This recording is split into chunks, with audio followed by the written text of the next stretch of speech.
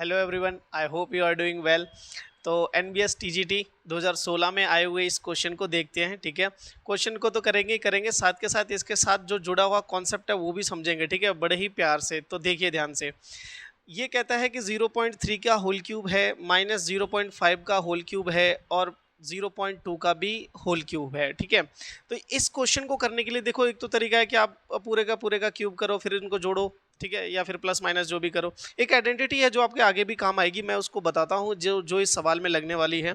देखिए, होता क्या है कि एक्स की क्यूब प्लस वाई की क्यूब प्लस जेड की क्यूब माइनस 3xyz, ये आपका बराबर होता है पहले तो इन सब का इंडिविजुअली सम, मतलब विदाउट पावर, मतलब पावर 1 के साथ, फिर पावर 2 के साथ इंडिविजुअल सम।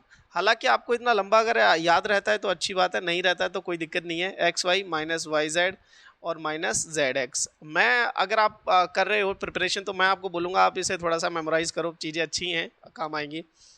अब देखो, ये आइडेंटिटी जो है ये रिड्यूस होके आ जाती है एक्स की क्यूब प्लस वाई की क्यूब प्लस जेड की क्यूब। ठीक है, हालांकि आंसर तो बहुत जल्दी निकल आएगा बट कॉन्सेप्ट समझने में समय लगता है। तो एक्स की क्यूब प्लस वाई की क्यूब प्लस जेड की क्यूब, ये आपका बराबर हो जाता है 3x y और z के if this x plus Y plus Z comes out to be 0।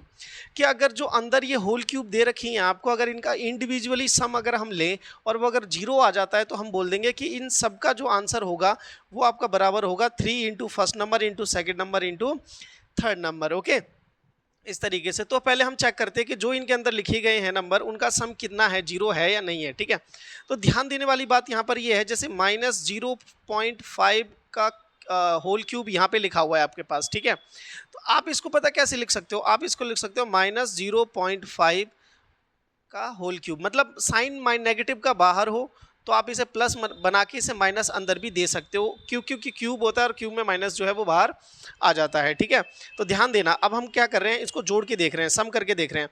तो 0.3 माइनस 0.5 प्लस 0.2, तो आप जब इन दोनों को फर्स्ट और लास्ट को ऐड करोगे तो 0.5 मिलेगा आपको।